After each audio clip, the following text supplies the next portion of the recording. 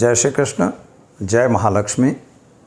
दर्शक मित्रों, धन त्रयोदशी आज दिवाली के पंच पर्वों की शुरुआत हो गई है और आज ही धन का पूजन करना है।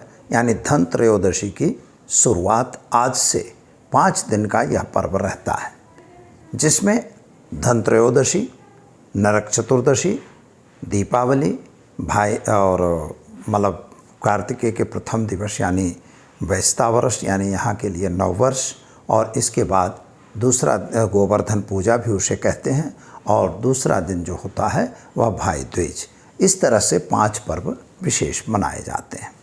आज हम पहले बात करेंगे धन त्रयोदशी क्यों मनाना चाहिए, कैसे मनाना चाहिए और इसका क्या है महत्व, जिसके लिए लोग इसे धन्वंतरी पूजन भी कहते हैं। तो धन्वंतरी पूजन क्यों, दीपावली पर्व क्यों मनाना चाहिए, इसका महत्व क्या है, यह भी हम बताएंगे। अमावस्या को हम लोग खराब तिथि गिनते हैं, फिर भी अमावस्या के दिन ही दीपावली पूजन क्यों होता है, इसके बारे में भी हम आपको अलग से वीडियो बनाएंगे। यह सारी जानकारी आपको मिलेगी मित्रों। लेकिन एक बात याद रखिएगा कि अगर आप चैनल में पहली बार जुड़ रहे हैं तो इसे सब्सक्राइब जरूर करिए और वीडियो को लाइक शेयर कमेंट अपना करना बिल्कुल न भूलें। अगर आपके कोई सवाल है तो हमें ज़रूर पूछिए। तो चलिए हम शुरू करते हैं पहले धन त्रयोदशी की बात, लेकिन उसके पहले माता लक्ष्मी को हम वंदन करेंगे। अक्षस्त्रक परशुम गदेश कुलशम पद्मम धनुष्कुंडिकाम दंडम शक्तिमसिम च चर्म जलजम घंटासुराभाजनम शूलम पाशु सुदर्शने च दस्तिम हस्ते प्रसन्नाननाम शैवे सौरमर्दनिम महालक्ष्मी सरोजस्थिताम। भगवान माता लक्ष्मी को हम वंदन करते हैं। कहा हुआ है कि सर्वे गुणः कांचनमाश्रयन्ते, सभी गुण जो हैं वो कांचन में होते हैं। यानी आपके पास सारा पैसा है तो अच्छा है और सब कुछ अच्छा है, लोग आपकी गलतियों को नहीं देखेंगे, ऐसा शास्त्र कह रहा है, हम जानते भी हैं। लेकिन मित्र ऐसा नहीं है। धन्वंतरी पूजन जो है, धन्वंतरी भगवान के अवतरण का दिन गिना जाता है और आज जो है वो 2 नवंबर है और 2 नवंबर के दिन धन्वंतरी पूजन करने का विधान है, क्योंकि चतुर्दशी का क्षय है, चतुर्दशी तिथि का क्षय है, इसलिए आज धन्वंतरी पूजन आज ही होगा। और यह जो 2 नवंबर का तिथि है इसमें धन्वंतरी पूजन होगा। धन्वंतरी भगवान का जन्म जो प्रादुर्भाव जो है, ऐसा माना जाता है कि जब समुद्र मंथन हुआ था तो समुद्र मंथन के दरमियान जो अमृत कलश निकला था, जिसके आयुर्वेद का जो यह कलश निकला था, जिससे लोगों के रोगों का नाश हुआ था, हर प्रकार के बीमारियों का शमन होता है, तो उसके लिए उन्हें हुई धन्वंतरी भगवान कहते हैं, जो विष्णु के ही अवतार माने जाते हैं। धन्वंतरी भगवान का पूजन आज के दिन में दोपहर के समय किया जाता है और दोपहर त्रयोदशी तिथि प्रारंभ होने की वजह से आज ही इसका पूजन अनिवार्य है, हमें करना चाहिए। धन्वंतरी यानी भगवान विष्णु का पूजन है और उसमें आयुर्वेद के जो अधिष्ठात्री देवता हैं उन्हीं का पूजन मेन इम्पॉर्टेंट है।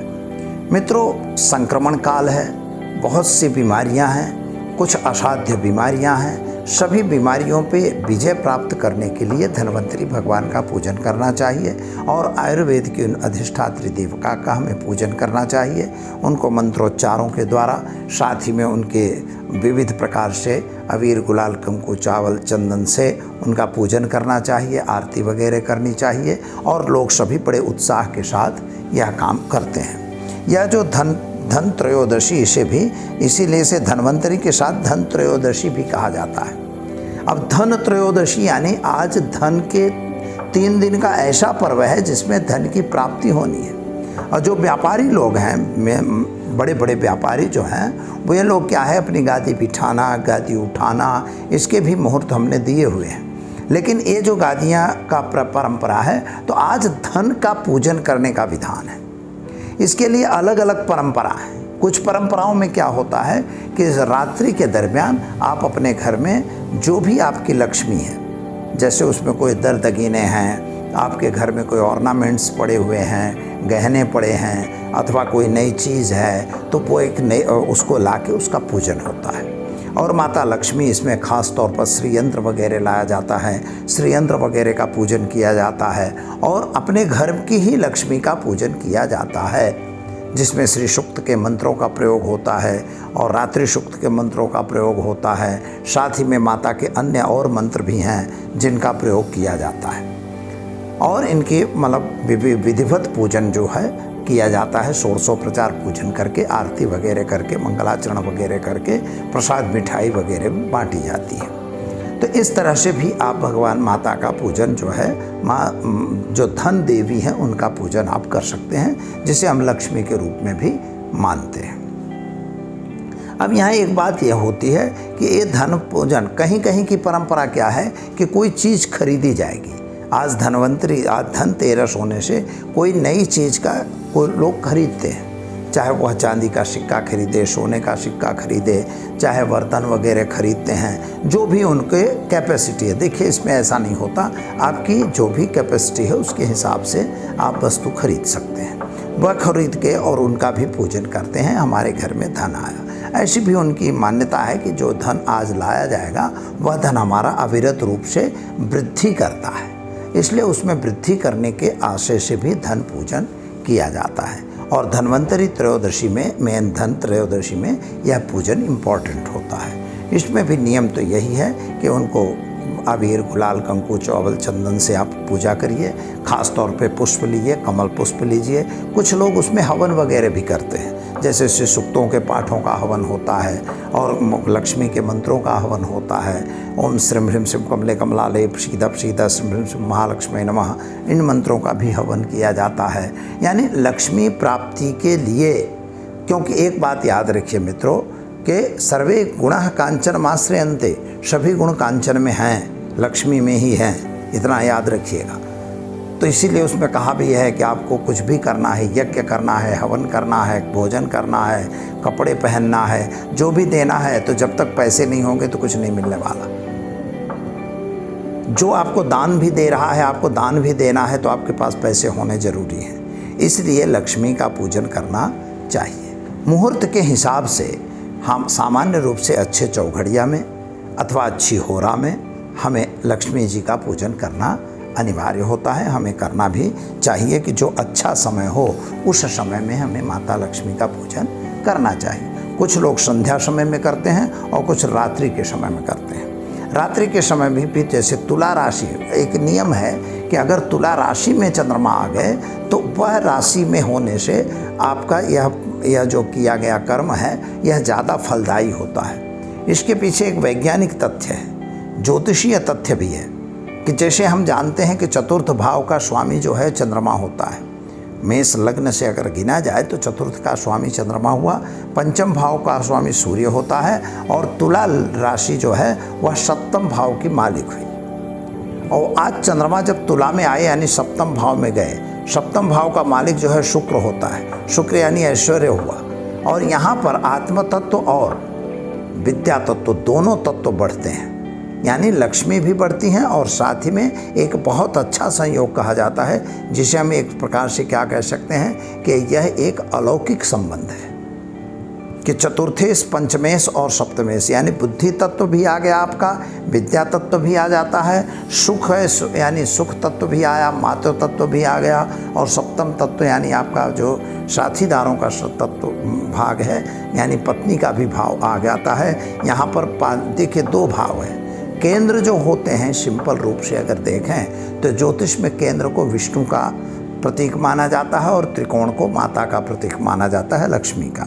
तो जो त्रिकोण है वह आप त्रिकोण यंत्र भी देखे हैं और चतुर्थ जैसे कोण जो केंद्र है वह विष्णु का प्रतीक है। तो जो सप्तम भाव में चंद्रमा आया यानी चौथा भाव भी आ गया तो वह विष्णु के पास आ गया जो माता का गिना जाता है। और पंचम भाव जो है त्रिकोण है यानी माया ही है, तो वहाँ का मालिक सूर्य है, वह भी विष्णु का अवतार हुआ। यानी इनका जो संयोग बनता है, इसके कारण से ही त्रयोदशी के दिन ही धन का पूजन करना अनिवार्य है। लेकिन जब वह तुला राशि में या तुला लग्न में प्रवेश कर चुके हों तब तुला राशि में हो, वह बहुत इम्पोर्टेंट है। इसलिए यह तत्व देख के ही हमें करना चाहिए जिसके मुहूर्त में हमने दिया हुआ है, मुहूर्त में आप देख सकते हैं, उन समय पे आप लक्ष्मी जी का पूजन करिए।